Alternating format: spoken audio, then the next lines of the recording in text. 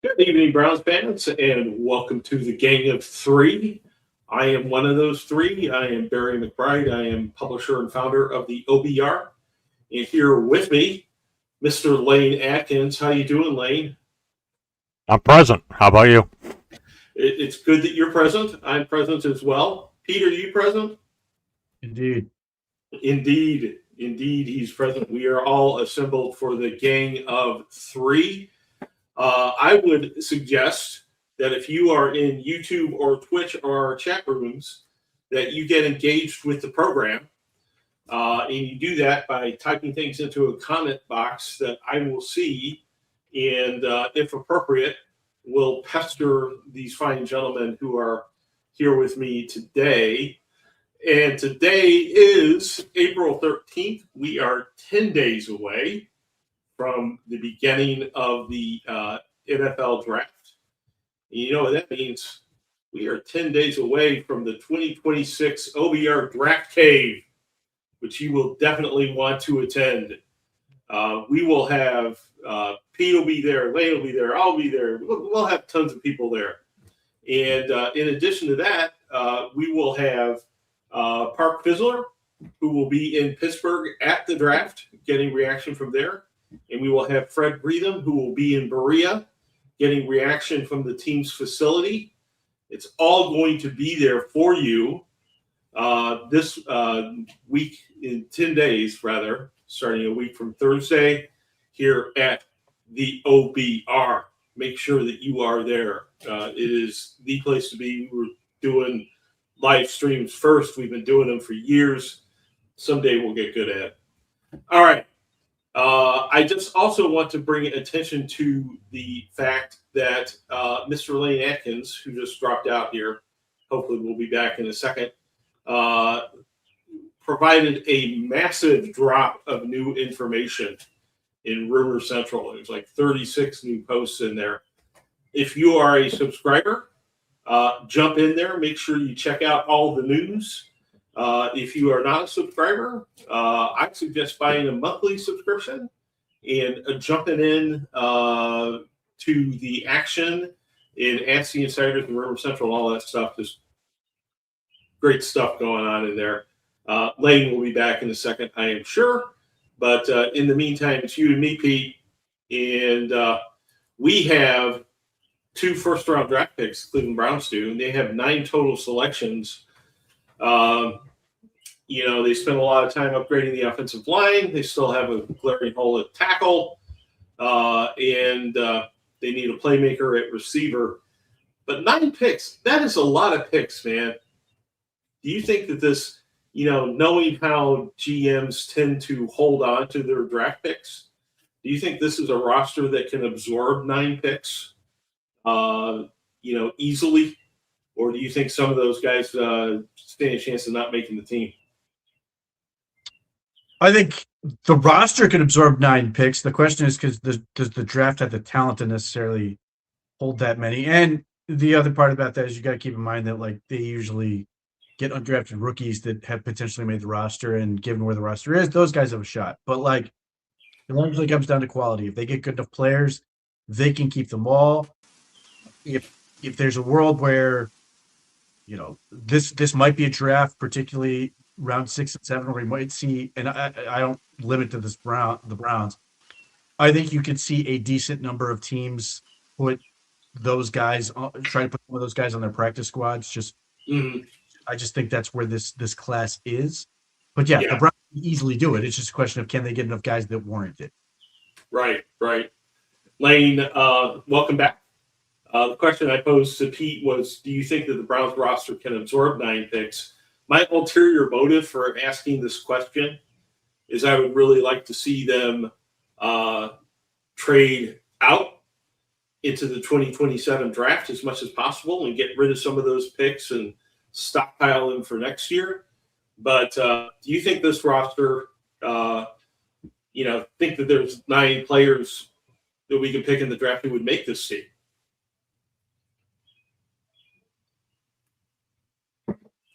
You there, buddy?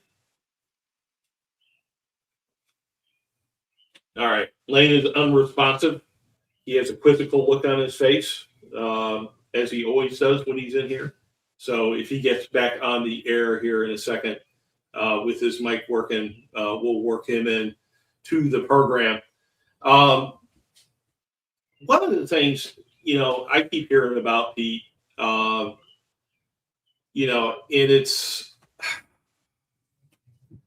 it's pretty transparent that the Cleveland Browns would really love to trade down. But there, aren't a ton of teams out there who really could absorb that trade down in a way that makes a lot of sense for them, because 2027 draft picks are going to be so precious. One trade down scenario I've seen is at 6 and 39 for 12 and 19 from the Dallas Cowboys. Is that a trade that you would make? Perhaps. I mean, I think it's a little too fair to the Cowboys, and I'd like to, get a little more. But Exactly. It's reasonable because it accomplishes two things. It gives you 3 first-round picks, which could theoretically lead to other trades, but it also sort of puts you in the range of where I think a lot of people sort of view the talent in this draft overall anyway, where even if the guy you love the most in this draft in another draft might be the 12th pick. So I think a little bit of that element to it. But the idea of getting 3 picks, you're in a position where you can get a good wide receiver, you can get a good tackle, certainly valuable, and then get a third something. Is that another one of the things I just mentioned, or is it something on defense? Do you throw a Rutenberg a bone at that point, or is somebody out there that's going to trade up and say, hey, we would love to give you, a 2027 first round pick and this, that, and the other thing to move out of one of those picks. And that at that point, you're at the spot to do it. The other benefit is contract wise. Even though you are absorbing another first round contract, moving down from 6 to 12 is pretty significant in terms of the potential cap element. You're not paying as on that first contract, even if you're paying the 20th pick as opposed to the 39th. I think overall you're going to make out a little bit better, and that's also useful. The one argument that I'm not really interested in is God forbid the Browns are in a situation where they have to potentially pick up the 5th-year option for 3 guys, because one, that would suggest that they picked up 3 guys who are good enough to at least be in that conversation. And hopefully if they are that good, then you don't even need to worry about the 5th-year option. You're just talking about getting a contract extension done and avoiding it is a discussion entirely. Yeah, exactly. Lane, are you with us here? Can we hear you? Can you hear me now? I can hear you now. We were talking about the proposed trade with the Cowboys, or speculated trade with the Cowboys, 6 and 39 for 12 and 19. Pete seems like he's for it a little bit. Would like to take the Dallas Cowboys for a little bit more than that. What would your feelings be if they were to make that deal? I mean, it's a viable type deal, but I'd want more, especially knowing that Dallas wants a specific couple guys. I'm always looking for more. I don't have to be forced into making that move, and it's not imperative that they do so, because they can get a quality impact player at 6. They can get maybe to a lesser degree at 12. Maybe they're more comfortable there, but I'm looking at 6 thinking that I hold all the cards, and I don't think that's enough. Yeah, here's the thing on that. One, you'd probably like to get more from any of the other 31 teams. Dallas is phenomenal at drafting. The one thing they are awful at, at trading. They give up way too much in trades. So this is where I sit here and go 6 and 39 for 12 and 20 is entirely fair. In that sense, it feels like I'm losing because the Dallas Cowboys will be getting fair value, as opposed to trading God only knows for, a third receiver that they did a couple of years ago, or the Micah Parsons trade, which frankly the Browns got more for trading down 3 spots last year than they did for one of the premier pass rushers in the league. It's crazy to me. So if the Cowboys are that motivated, yeah, I'd be more interested. The other part about that is you're hoping, if you're the Browns, you're either getting another interested party or you're getting the Cowboys to believe there's another interested party. The Kansas City Chiefs certainly stand out. There are other teams in that mold that have incentive. The Chiefs have the same, I think, areas where they'd probably be looking to improve their roster. Pass rusher is something they desperately need. This is why they'd be competing against a team like the Dallas Cowboys if, for example, they both like Reuben Bain for if he's there, or whatever is sitting there, or Caleb Downs is the other one that's sort of brought up. I still have a very difficult time with the idea of a team treating. Most teams are uncomfortable with the idea of giving up that many assets, a premium asset like that for safety in general. To then do that, and in addition to giving up more assets, is a little bit more infeasible. Edge rushers, we see it all the time. So if there's a team that sits there and goes, "We love Reuben Bain," and we get a couple teams, the Chiefs sit there and go, "We need more pass rush." The Cowboys go, "We don't want to be in a situation where we're stuck picking between sort of underwhelming options at 12." Get more. Get the if the Cowboys may be looking at this, and the Chiefs may be in the same boat where they're looking. This is the prize of the draft for them. Now the Chiefs have other things they need. They need corners. The Cowboys potentially need safety and some other stuff. But create the market, and hopefully there's a price point that makes sense. And then the other sort of small variable, and I don't know how true this is going to end up being, is they can all trade past the Browns and go up even further. The Arizona Cardinals are a team that's mentioned simply because they've done it. Monty Ossenfort traded down from 3rd to 12 a couple of years ago and took Paris Johnson, which worked out really well for the Cardinals and got a whole lot of draft capital in the process. Yeah, absolutely. I guess, one of the questions I have is, where the quality in the draft, where the value in the draft happens to lie, right? And Pete, you were talking a little bit about it, maybe lying a little bit further down in that first round. I saw Todd McShay's big board the other day. He has Carnell Tate at 7. We pick at 6. Sort of makes sense. That might be good value at that position. But a ton of interest, obviously, in the offensive tackle position. And one of the guys' names who keeps coming up here is Proctor. And MC Lawrence says, there's a lot of talk going on around him. I know we've talked about him in previous weeks. But let's start with you, Lane. Do you think that this talk of the Browns being interested in Proctor has any traction? Well, it depends on, whose tires you're looking at. There's all kind of BS traction out there, and there's a reason why noise is out there. But when you look at Kaden Proctor, they brought him in. They did the 30 visit with him. Big guy. Some question is, in our Rumor Central notes, we had something on Proctor overnight. Mm-hmm. So I'm not going to get all into that. But not everybody is on board with that at a 6 pick. With a lot of these guys, it's not directly involved at the 6th pick. It's going to evolve into where do they ultimately select. Right. And this gives them the opportunity to see all these bodies, get a little bit more insight on them, and figure out where you're going to go. Me, I don't see Proctor as a Cleveland Brown at 6. I don't see it in any way. I don't see it with the way he physically plays the game. I think he's just too big. I think his agility and can be questionable in what they want to do here. So I don't even see where this comes from. Could be wrong, but I'm not seeing it or hearing it. Let's break down the Proctor case. I'll steel man it. He's 20. He weighs 350 pounds occasionally. Usually it's more than occasionally. This is part of the problem. He came into last season closer to 390 and got down over the course of the year. And not surprisingly, his play improved over the course of the year. At 358 pounds, I think it was, he broad jumped 9 foot 1 inch. The force necessary to do that is preposterous. He's freakishly strong. Now, that is enticing to teams because he can be very powerful and he is young and he can move. You do all this. The problem you run into it is he is either the number 1 high school recruit or number 2 high school recruit for his class. And we're still talking about all the things he still has to work on.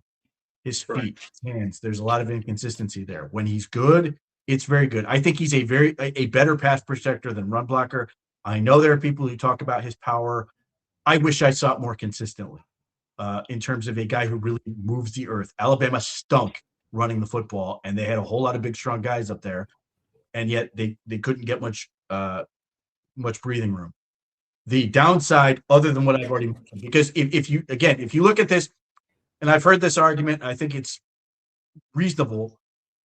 You take him and you look at him like Jordan Davis, who the Eagles took at whatever they took 9 or whatever. Weight concerns at Georgia. They get him to Philadelphia. They put him in an NFL diet program. His weight has been better. He's gotten better, and they've extended to him to a very lucrative contract, and he's been very, very good for them. I question if he's been as good as some people believe he is, but nevertheless, very successful pick for them, and he's 360. Like, it's an enormous man you have to deal with. If you're looking at this and you're going, Kaden Proctor is going to grow up a little bit. We're going to put him on a diet program. He's going to be lighter. I still worry about these things because I don't muscle or fat. Your joints don't care to a certain point. And if you're trying to go fast, if you're trying to do all these other things, I worry about wear and tear. I worry about your ability to do those things. And then the other downside potentially for Proctor is he might be a guard. He might be a very, very big guard, and that is terrifying. And yes, he can theoretically function at guard, but then it really becomes the offensive line situation for the Baltimore Ravens just dealt with. And I'm not comparing him to Daniel Falele in terms of play. Kaden Proctor is actually better than Daniel Falele. What I am saying is you get this weird mishmash of guys who have a certain skill set, and then this guy who's weirdly out of place. And yes, you can sort of run an offense and do stuff like that. But at least what I've seen from the Browns, I know they talked about this. They're okay with Todd Monken saying, I'm okay with this so long as I know consistently what these guys are going to do. I can plan around this. But they've picked 3 guys. They've brought in 3 guys who can move and have power and all this. I think they want 5 to 8 guys who can do a whole lot of the same thing as opposed to mixing and matching their stuff. And Kaden Proctor, to me, worries me in that sense. My other worry with Kaden Proctor, again, comes back to the running game. If you have the ability to pick him at 6, you are seemingly picking the tackle that you're saying, this guy fits everything we want to do. He's going to give us a huge schematic advantage to do all these other things. And I struggle with that with Proctor. Having said that, the other argument in his favor, and it goes back to Philadelphia Eagles and Jeff Stoutland, who's been there was there since 2013. Jordan Davis has one monumental trait, and the Eagles have always picked linemen who have some super trait. Kaden Proctor's trait is that he's enormous, and that does have value because he literally can turn pass rushers into Magellan, where they have to circumnavigate the globe that is his body to get the pass rusher, and that works. Like, ballast is a real thing. You watch this, and like I'll compare it to Will Campbell. Everybody gets worried about his arm. Like, my issue was his ballast, his overall lack of wingspan. There's just not much of him. So if you get through, it's great. It's a very straight line. DeJuan Jones, who, when he's been good, it's just really tough to get around him, and you can win and play in the league a long time just being big. Lane, let's change the subject from Proctor. Well, maybe Proctor's your answer to this. I don't know. I doubt it. But Jay Turtle says, assuming Fano is off the board at 6, taking away my favorite offensive tackle, who is your next tackle that you think the Browns should take? So who would be second in Lane's world? Yeah, that's an interesting question because there's different variables with that. I mean, you can look at the right tackle in Miami who also could project to a guard. Then you got everybody's All-American Freeling, who is inexperienced but showed promise but didn't play against the top competition. When I'm sitting at 6, I'm looking at a guy that I believe is almost you can pencil him in to a point and not have too many worries or too many developmental properties and qualities that you got to go through to get said player up to this thing. The 6th pick in the draft is a lot. I mean, it's a significant holding. And I think that's the one thing that a lot of Browns fans begin to lose on because this team often is just peddling away everything. that you're sitting in a position to grab a prime person, a prime player, a guy that is almost ready, or ready, or a playmaker, a difference maker, a skill set that's going to help you immediately. Offensive tackle is going to help you immediately. It's not going to be that pretty exciting pick, but it's going to help you. It's just the question is that which one do you pick? Because as we noted in Rumor Central last night, they have 4 of these guys that are close to being in the same basket. So it's not necessarily that they have to have this one specific type of guy. I mean, I like Spencer Fano. You know, people were saying, "Oh, his arms are too short." That's all bullshit. It's under 1/8 of an inch, which is relatively nothing. This guy, he's going to be able to play anywhere across the freaking offensive line. And if he's not on the board at 6, I'm going to be surprised. But I wouldn't be surprised because teams recognize that talent. Not everybody is going to be looking on the 3/32 of an inch and deciding that, man, we're not going to take this guy because his arm's too short. He's athletic. He's got great feet. He's got great attitude. If I had to pick a tackle at 6, you know, you got Fano sitting in there. I don't know if I could go Freeling at 6. I just think that there's more work to be done with him. It's a tough position. I would hope that somebody would be sitting there on my lap like a dynamic pass receiver that's going to help change the complexion of your offense and worry about getting one of those guys that's in your basket a little later. Yeah. You know, one of the things that, you know, keeps coming through to me is that Cleveland Browns, you know, they're not in the position of taking the best player available. They have dire needs at wide receiver and offensive line. And it is, Pete, consistently the 2 worst positions for them when it comes to draft success.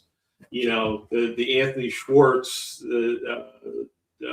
debacle, you know, just historically, you know. Well, you're not talking about anybody you drafted in the first round. You're talking about Anthony freaking Schwartz, who was overdrafted to start with in the 3rd round. If you're going to draft a receiver and get a dynamic, there's dynamics there, and you're in position to do that. It's just that they failed to do so, and this organization has been so freaking inept until the last year or two in just identifying and you having the balls to go out there and take that player or take the best player there is and let it all work itself out, because at some point you want the best talent available on your team and you figure it out. I mean, the only problem with the wide receiver position here is they never draft one. Yeah, I mean, look, you can criticize Andrew Berry and the offensive line thing. They drafted 5. It's a low sample size. Jedrick Wills, you can say what you want. He was good as a rookie. Attitude injuries shaped his career. Did not go well. I wouldn't have made the pick. I would have picked Wirfs. Made an ass of myself by calling my shot right before they made the pick. Whatever. But other than that, Zach Sinter in round 3. I don't like the fact they drafted injured guy, and this is why I talk about don't draft injured guys, because that's a variable that you can't control. And then the rest are 2 4th-rounders who were fine. DeJuan Jones was really good as a rookie, has been hurt 3 times. It sucks, but that's football. James Hudson III was perfectly fine for a 4th-round pick. Like, is he some home run? No. He was perfectly reasonable. You got a rookie contract out of him. He contributed. He helped you run the ball in a bunch of games. Hell, the legendary Ravens games where that people want to resurrect the career of Deshaun Watson for, James Hudson III at right tackle helped to dominate the Ravens in the running game for one of those games. So he's fine. And then Luke Whippler was drafted around 6 and has had multiple injuries. You can criticize the players they picked, and I just did on some of them. I'm more annoyed at the lack of dedication to it. And again, some of this comes back to not having premium picks, because this is a premium position, and finding really, really good 300-pound bodies is difficult. Similar deal with receiver. It's not, you can be unhappy with the results. DBJ is basically the most successful guy they've had in terms of return on investment. But one, I think Cedric Tillman can play. He's just been hurt. Again, we're talking about injuries in football. Schwartz was bad, whatever. But what I would say is the part of the problem you look at this thing is people then look around the league and go, well, look at Pukanui, who's picked in round 5, or look at this guy who's picked. Yeah. They take this very anecdotal thing and go, well, all these guys I've randomly picked from at this super small sample size worked out great. There's also this reputation along the same lines where the Pittsburgh Steelers are great at drafting receivers. Their hit rate is not that good, but they've just done it over and over and over. They are persistent. They draft a ton of these guys. Marcus in round 2 could not play, but they've kept at it. And that's a matter. It's a volatile position to pick. This is why I keep arguing, and Lane has agreed with me, because of course he has, that they should make a premier receiver. Like this tells you they should emphasize this more, use the earlier pick as opposed to dancing around this thing and waiting. And well, maybe somebody's going to fall there at 24. Okay, fine. Maybe somebody's going to fall there at 39. Okay, fine. But now you're talking in terms of, now you're hoping you get lucky that guy's going to overperform and be that true difference maker, as opposed to your investment saying, this is what I expect from this player. And in that regard, they haven't done it since Corey Coleman. Didn't work. Fine. Keep swinging. Because like this was brought up to me earlier today, like the Browns missed out on CeeDee Lamb and Justin Jefferson. The Philadelphia Eagles were in that draft as well. They took Jalen Reagor, I think 18th in that draft. Couldn't play at all. And it was a complete bust. So what did they do? They kept at it. They kept drafting. They eventually went and got Devontae Smith. Now, this is where not having picks is the problem, but it's a matter of you got to stick with it. It's a high volatility position. You're going to miss. You got to keep at it. Hope you get it right, but you just got to keep going. This is why premium positions are premium position. You know, this is part of just the feedback and the problem that they have. I mean, this is what happens when you trade away an existence of first-round picks for a quarterback that didn't work out. This is the type of position you get left in, but you still have opportunities. I mean, look what they've done at wide receiver besides Cedric Tillman, which, you know, that's just a huge question mark because he's always injured. You know, their biggest move has been getting freaking Isaiah Bond, who, you know, fell in their lap because of issues.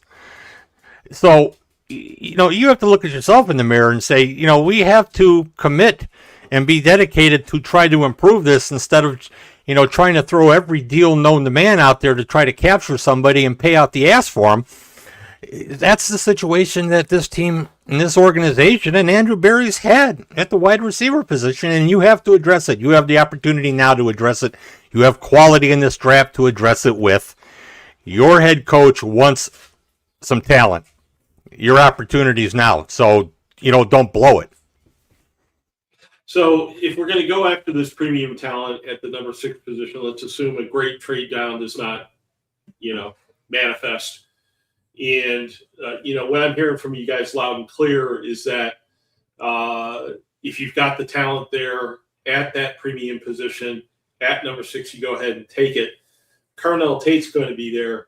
Pete, I want to know, I know you're a huge fan of Mekhi Lemon. Why would you pick Mekhi Lemon over Carnell Tate, or even would you?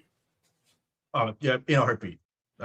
Not even a question for me, but that's Mekhi Lemon plays the game the way you want. Everybody claims they want this team to play. He gets open, he catches the ball, he makes people hate tackling him, he fights for every yard. Hell, they put him back for punts, they put him back for kicks. Every time he gets the ball, he looks like he's playing the game like, again, the way you imagine you want to play it. And I when I originally broke him down, I said part of the reason I like him is because he plays the game just like Quinshon Judkins and Harold Fannin, who just, they make defenders hate them. He's been the most productive receiver in the draft. There is a measure of efficiency called yards per route run. For his career, he averages over 3 yards per route run against man coverage and against zone coverage. That puts him in elite company with guys like Jamar Chase and JSN and like Justin Jefferson and these type of players. And I think the one guy who has sucked was the dude out of Western Michigan who was 24 or 25 years old and went to Seattle in the second round, D. Eskridge. All the other guys are superstars. Like, in terms of looking at return on investment or like looking at what these guys do, these are the numbers that you sort of look and you translate. He's got a better catch rate than everybody basically that matters in the draft. He his ability to make contested catches is unparalleled. People question his size. He plays bigger than his size. People question his speed. All he does is run around and through people with the ball in his hands, and he doesn't really slow down. It's all the same speed. The other big question is people don't like the idea that he plays in the slot. Well, here's the thing: there aren't 32 prototypical X receivers so that everybody gets to have one. So the NFL is adjusted. They change how guys are the splits on the offense work. They do all these things to change the offense to work in their favor. Guys like Mekhi Lemon end up on the outside, quote unquote, but they're not really on the outside. They just change their splits. JSN does this all the time, and JSN is arguably the best receiver in football right now. All the time. He is an inch taller. Now, we did not get agility testing on Mekhi Lemon that we did on JSN. JSN was outstanding. That is his premier trait. But in terms of speed, in terms of the weight, in terms of like the way he plays the game, very similar. So that is ultimately where I come out on this. I think Mekhi Lemon has, the difference between a guy like Mekhi Lemon and Carnell Tate. Mekhi Lemon has proven it. He's a high volume guy. You get him the ball, he keeps producing. I think he missed one game in his whole college career because he got hung out to dry and suffered whiplash in a game. Other than that, he's always on the field, and he's always playing, and he's always producing. Now, Carnell Tate. Why do you take Carnell Tate? Well, because Carnell Tate's easy. He's the most universal player in the draft. This is sort of the thing that might work against Mekhi Lemon. Not every offense looks at Mekhi Lemon and goes, I want that guy. So if Todd Monken's saying, I don't really like this thing, or the Browns are sitting there going, I don't know if this Todd Monken guy's going to be here in a week, it's easier to say Carnell Tate's going to fit in 32 offenses. There's no offense where Carnell Tate's not going to work. The question for Carnell Tate is he going to become the guy? His production is largely against not bad teams, but lesser teams in the Big Ten, his best games. He certainly had some productive games like against Michigan, some of these other things. He knows how to run routes. He catches the ball well. He's got big hands. He's got good size. He's smooth, all these things. He sucks after the catch. Unless there is a wide open running lane, he's not going to do much after the catch. He doesn't do anything necessarily short, where Mekhi Lemon can be a manufactured touch guy. Carnell Tate is more suited for intermediate and deep elements of the field. There's nothing wrong with that. Plenty of receivers work that way, but like that's a difference between the two. But you know exactly what Carnell Tate is. I can put him at X. I can put him right there, or Z. I can move him around or whatever, but I know what he's going to do. And I can choke his alignment down too. He certainly can operate out of the slot as well. For me, I'm going to bet on the numbers in addition to just the way the kid plays football in Mekhi Lemon. But I'd certainly be thrilled with Carnell Tate because I think he's a heck of a football player. And I can sort of look at the potential limitations and say, yeah, I'm willing to bet that he's going to be just fine. I can look at both of those guys. I can look at Tate and I can look at Lemon and can say, well, both players would help the Cleveland Browns. I mean, but they would help them in, different ways. At Ohio State, Carnell Tate, it was known for the length of the routes that he ran. With Lemon, it's all systems go. This guy he's not that small, and he's strong, and he gets the open space. He finds open space, and he just knows how to beat you. It's an interesting dynamic because it's really a different element compared to Carnell Tate. That's when you look at a guy like him, and then you look at a guy maybe later in the first round like Casey Concepcion, who, all he does is beat the coverage all the time too. So you're sitting at 6. What is the flavor that you really like? Do you want that bigger receiver that is going to be potentially more of that physical presence and maybe a bit better in contested catches? That's not going to be as dynamic. It's an interesting proposition that they have to sit here and go through. And there's a reason why Carnell Tate is on everybody's boards early. It's because, like Pete said, he can fit anywhere and play in any system, and he's going to be productive. With Lemon, some people might not like that. We had some notes in Rumor Central overnight, and we had something on Lemon there that was quite interesting. It falls into this topic that you guys may want to take and look. So I could live with either one.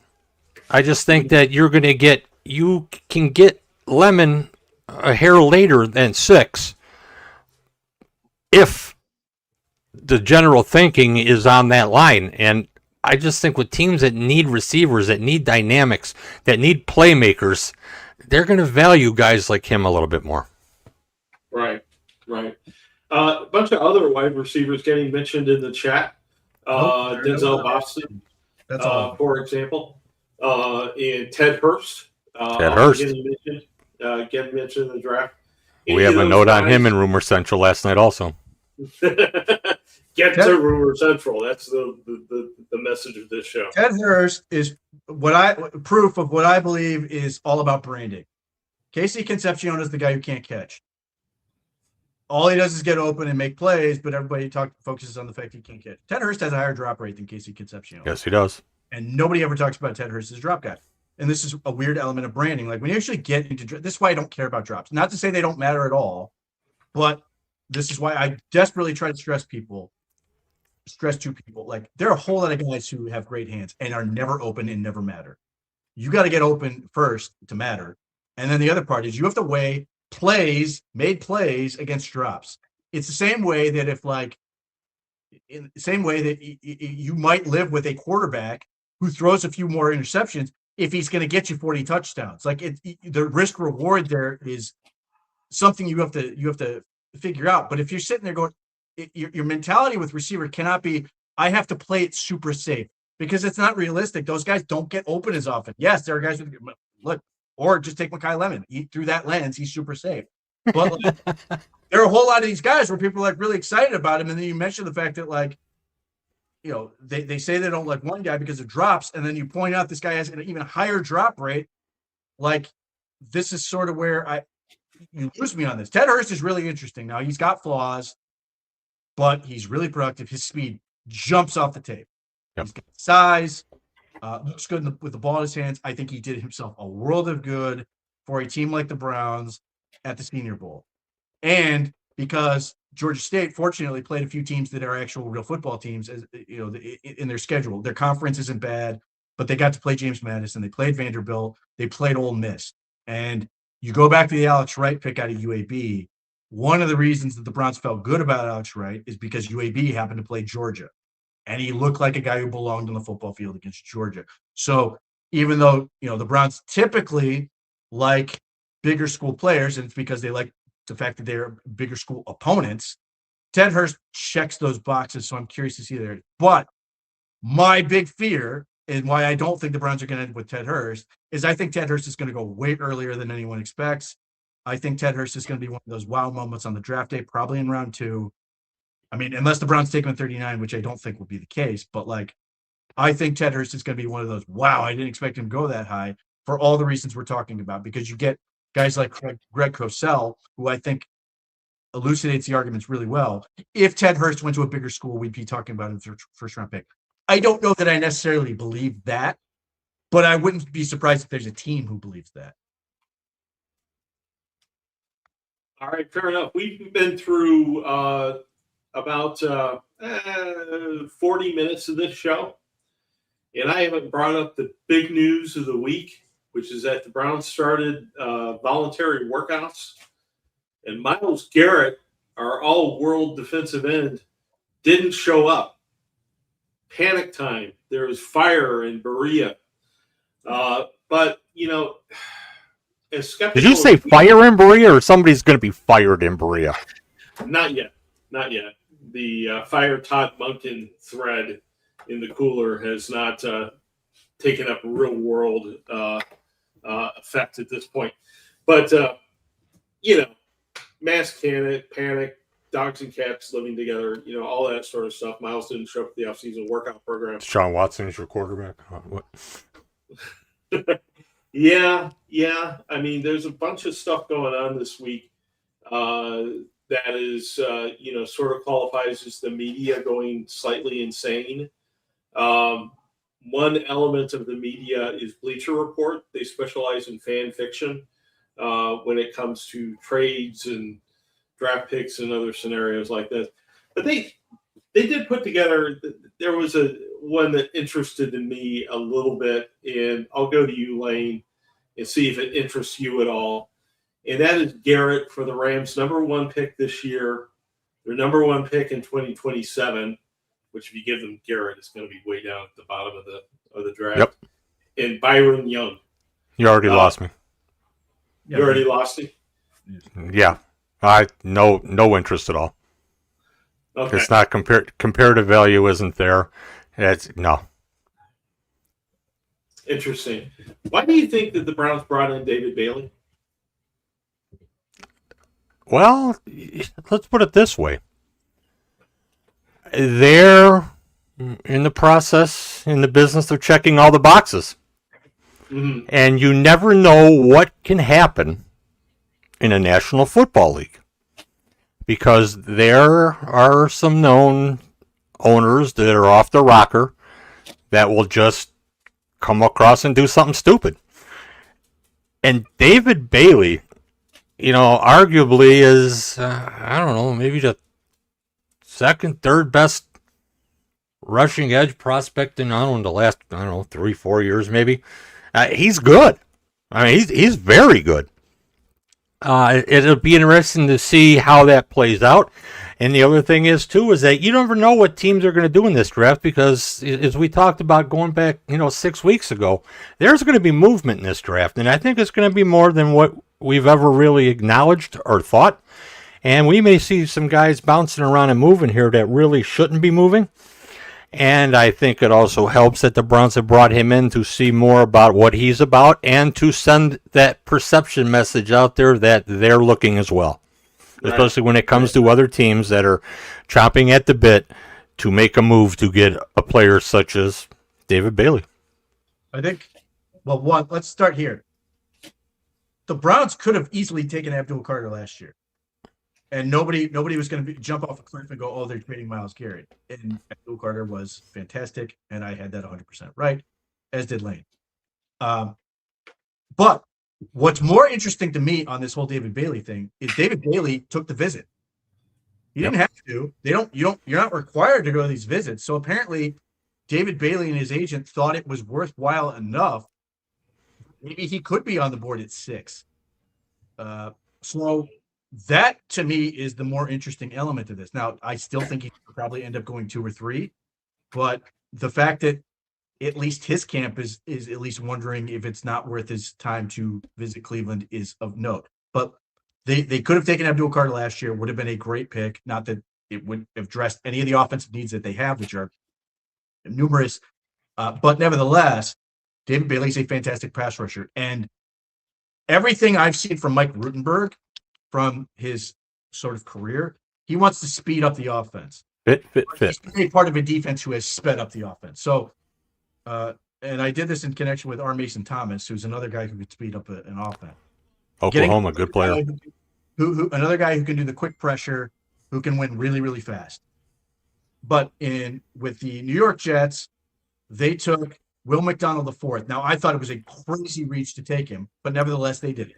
They took him like 15th overall, and he's a speedy pass rusher, part of the Jets. Then he goes to Atlanta. The first thing they do is they draft Jalen Walker and then lose their minds, trade up for James Pierce. But regardless of what James Pierce has done off the field, his first season he had 10 sacks and 1 million pressures.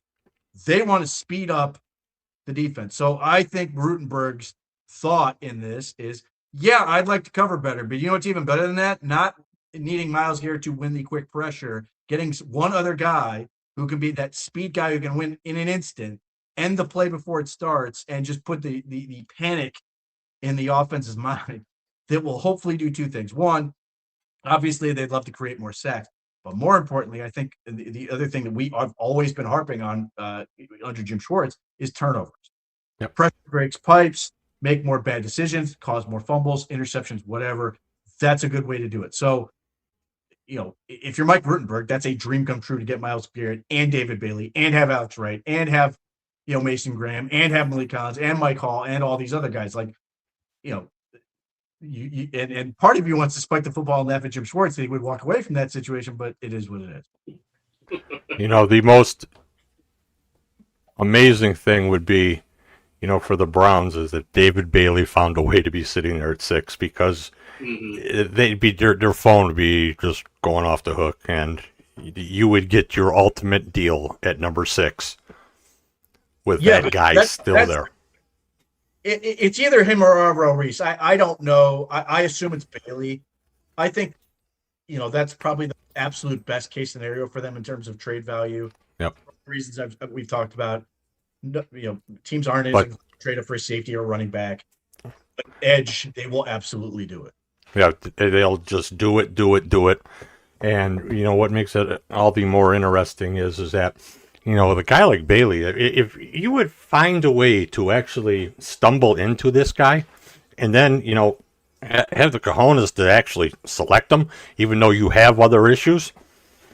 What he does, the impact that he would have opposite of Garrett, would be huge for this team. This is a team that we talked about in Rumor Central about looking at safety and, still some inside corner type looks. So it's like Pete said, he helps speed everything up. And, that's an essential thing. And it's a critical aspect for a team, especially if they have issues in coverage or they don't create turnovers. It's interesting to see that play out. I don't anticipate it. I don't see any way in hell that this guy's on the board there. But if he were, it really gets interesting. Yeah, is he, Pete, is he your dream player to fall to the Browns at 6 in terms of maximizing the value of that pick? Or do you think a guy like Jeremiah Love would spike the value of that pick? It's not that Jeremiah, it's the same thing. Jeremiah Love's a fantastic football player. I just don't know the team, I don't know that we're going to see the Ricky Williams trade again. I think teams might offer, I could see a team be like, yeah, I'd love to have Jeremiah Love, but I think the offer will be more conservative than it would be for David Bailey, the edge rushers. Marcus Davenport a couple of years ago with the Saints. Right. We've seen these guys just get massive offers, teams to trade up because that position is so impactful. And if if you get a bidding war, at that scenario, I don't know what the Chiefs are offering, but I'd love to move back 3 spots and pick up some extra capital. Or if the Cowboys want to get nuts and offer one of their 27 first round picks, great. According to Turtle, the Jets have changed their thoughts about the second pick from Reese to Bailey, and he's curious to know if Reese or Styles would capture your interest, Lane, at that number 6 pick at all, or are you going to stick to the positions of need with those guys? If Bailey would fall into my lap, I'd be more interested. I would have some interest in the other two, the Ohio State compadres. I'd really be weighing the value of what I could get for that pick compared to the necessity that I have sitting in front of me on my desk saying I can have this guy with this pick if I really chose him. We'd have to see how it plays out. I'm one of those guys that's always going to tell you, I need to see how the 5 ahead of them went. Right. I can sit here and talk about, yeah, sure, but there's somebody maybe in that 5 that in front of him that didn't go that should have gone. When we get to Jeremiah Love, the guy, outstanding prospect, but it's a running back. Yeah. You want to take a running back at 6. It falls into the same thing as safeties. Historically, you don't just do that. I mean, yeah, this guy could be everything, and he could be one knee away. You just don't know because it's such a dynamic position.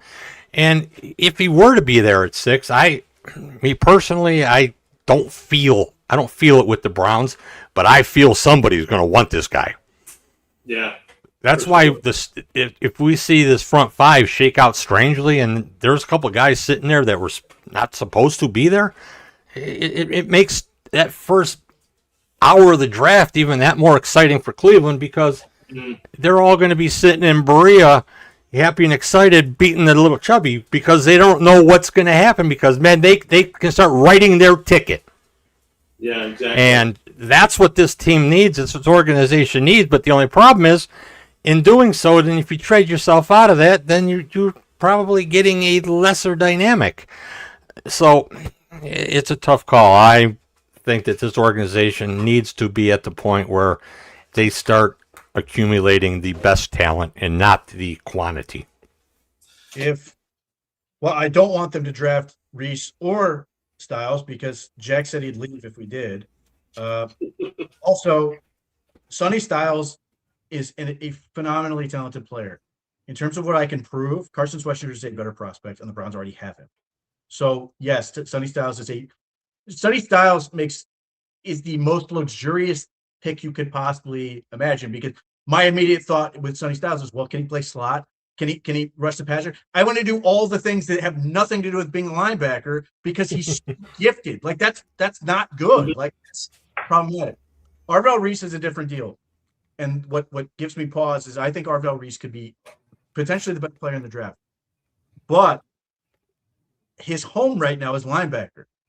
He does not have the pass rush to sort of make you feel great that he's going to come in and be an edge rusher. Could he ultimately be a great edge rusher? Yes. But he's flat out said he's never trained to do it. Yep. And most of the time he's blitzing. So it would be athletically, in terms of strength, in terms of all the things, you sit there and you go, he can be Micah Parsons. And you might be right. But in terms of like, you're taking a big risk, because if he can't, then you just use the 6th pick in the draft on another linebacker on a position you shouldn't need for quite some time, given how good Carson Sweatshirt is. And that's the other problem with either of these guys. If you take particularly Styles, he has to be Carson Sweatshirt's rookie or he's a failure. Like that's how high the expectation is for that position at that pick. He has to be basically defensive rookie of the year. He has to be a multiple-time All-Pro. He's got to potentially be the Hall of Fame. Otherwise, it's going to look like a massive disappointment. One other thing I wanted to talk about today, Ian Rappaport went on one of those shows. I don't remember what show it was, and was asked about the Browns quarterback situation. And he came through and he says he believes that Deshaun Watson will wind up getting that job as starting quarterback. The question I have is, if that difference between Deshaun Watson and Shedeur Sanders isn't gigantic, do you, as the Cleveland Browns, still go ahead and start Deshaun Watson? So if he's marginally better, helps you win 1 or 2 more games, is it worth it to start Deshaun Watson? Lane? Well, I think it depends on what you call what marginally is for you as an organization, and what that marginally better, is on the playing field in the developmental process of an organization, or bringing an offense along, or winning games. You don't know. Yeah, it's been a great first week for Deshaun Watson, as it has been for Shedeur Sanders and Dylan Gabriel in there. 1 week, everybody's running crazy because they seen some videos of Deshaun Watson throwing a football to Jerry Jeudy, and he's the second coming of Otto Graham. Get out of here. You wait till you get him on the field, where you got some semi-live bullets, where they're trying to learn and work through an install against a defense that is basically going to be 80% the same, but maybe a little bit more psycho. That's when you start worrying about and wondering what you have at the quarterback position. Today, it's all BS. It's just for people to get notoriety and have something to talk about, and spend 6 hours a day on talk radio talking about the great Cleveland controversy of 2026. All right. Well put. Do you have any thoughts on that, Pete? Well, I mean, my opinion on Deshaun Watson isn't exactly hidden, but like you say, marginal. 1 to 2 games is potentially significant. Like if that was the difference, he could win you 1 to 2 more games. I don't believe that's going to be the case. I don't believe this is going to end up being a thing. I think he's going to either suck or get hurt or both. And it's just because you are asking somebody who has had 3 ACLs, 2 Achilles, and 1 massive shoulder reconstruction to completely reinvent themselves as a quarterback. And, the last time he was great, Harold Fannin was basically going into high school. That is an eternity in this league. I don't see him recapturing magic. And even if he does, to an extent that's 5% better than Shedeur Sanders, what does that actually get you? He has to be wildly better because you're not going to re-sign him. Like, you cannot possibly even entertain a scenario where you're like, yeah, we're going to re-sign him again. You have given him $250 million, and you're like, yeah, I want more of this because this has gone so well. So at this point, we should do more. There's some upside with Shedeur Sanders. Like, whatever you believe, like, I'd like to find out if he can be the quarterback. But if he's successful, like, if in a world where Shedeur Sanders is like legitimately good, the Browns' fortunes are changed overnight. If that were to happen with Deshaun Watson, that's not the case. He's still going to be a disaster, and he's still going to be one hit away from being back on the injured reserve. Shedeur Sanders, if he catches lightning in a bottle, like, and the Browns do well in things like the draft and all these other things, and the defense is intact and all this stuff, we're talking about a team that can contend for the playoffs. So it is dramatic how much better he is. And if he fails, far more likely the case, but that's true of almost everybody, then at least you're in position to get the next guy and get somebody that you're then going to be excited about, which will still not be Deshaun Watson. Listen, guys, let's just get to the bottom line of this whole thing is that everybody got excited because Deshaun Watson was never to play again. Well, here he is, and your head coach is going to give him a look. And everybody got excited because the Browns won a couple games with Shedeur Sanders and the defense carrying their ass, and he made some chunk plays, and it was all fabulous and fantastic, and they seen quarterback play that they haven't seen in decades in Cleveland. It didn't matter anything. His season was not good. So now you're going to get an offseason where you're going to get a new install, and you're going to get a new offense, and you're going to get a head coach who loves working with quarterbacks and changing things. And that's the only reason why Deshaun Watson's still in the equation, because the Browns have no clue if they have anybody else. And that's why this is going to go on, and they're going to work through this BS. And they hope to God that somebody shows something that they can be serviceable at the least and help this team. That's why the question remains, are they going to sign another quarterback, or who are they going to draft, and what are they going to do? It's because the apple cart is still turned over in Berea, and they still haven't found wheels to go on it to get the thing rolling, because they don't know if they have a quarterback. And when you're going back to Deshaun Watson and saying, hey, we got to do our due diligence, because, you never know. We've seen some things on film from 1862 that he did. And, in 2026, he may be able to get out there and show on his 17th ACL reconstruction and that he's the guy still. You have to have some reality to this thing, and that's what's missing. Watson's getting a chance because of the change. Sanders are going to get the chance because they don't know if he can be, because he showed some flashes. And Dylan Gabriel's along for the ride, who just may end up laughing at all of them in the end. You just don't know. Right. All right. Very good. I was going to ask one last question, guys. Now what? Now what? Exactly. No, this was tame and calm. Defensive back. We've got some questions on it here in the chat. DeAndre Black says, anybody like the Browns draft a corner? I think it's inevitable they draft a defensive back on day 2. Do you agree with that, Pete? And what do you think is more likely, a cornerback or a safety? Day 2, I think it's more likely it's going to be a safety. And it's just, I have a tough time finding matches for the Browns at corner early. Mm-hmm. Angelo Pons makes sense, but all the other ones are weird and don't have an obvious fit. That doesn't mean I couldn't be wrong and they couldn't find a guy they really like, but he's the one where you sit there and go, I know exactly what D'Angelo Pons is. He fits this defense really, really well. Love him. But safety, I think there's a lot more guys. Downs, if for some reason the Browns, my wild card, though I think he's going to end up in Minnesota. If some reason, somehow, some way, Dylan Thienemann's on the board at 18 or at 24, or straight up, I could see the Browns being like, we want that guy. Yep. They brought in Emmanuel McNeil-Warren for a visit, and I have some questions with that, but it also may tell me what Rutenberg wants to do in the back end. Kamari Ramsey's a guy I think that can make a lot of sense for this team in that round 3, round 4 area. There's just a lot of those guys, and the thing with safety is there's a lot more variations that I think make sense with the Browns. Whereas corners, they have kind of a type to a point. Obviously, Rutenberg could change that, but Brandon Lynch has not gone anywhere, and he's definitely got a type.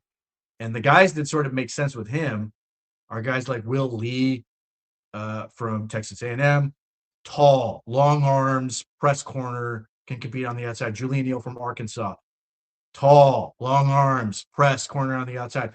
I like Dalen Everett. The other guy that sort of makes sense for me in the middle is the kid from Arizona State, who's feisty, and despite the fact he was listed at 6 foot and apparently he's 5'9" and change, is a good corner. There's guys like that, but like they're all slots. Whereas like the inside outside versus the other thing, like Dalen Everett, I think makes sense. I love him from Georgia, and I'd be very curious to know if Todd Monken has some like memories of him on scout team when he was the offensive coordinator there. I hated that kid. I want him on my football team. That type of thing.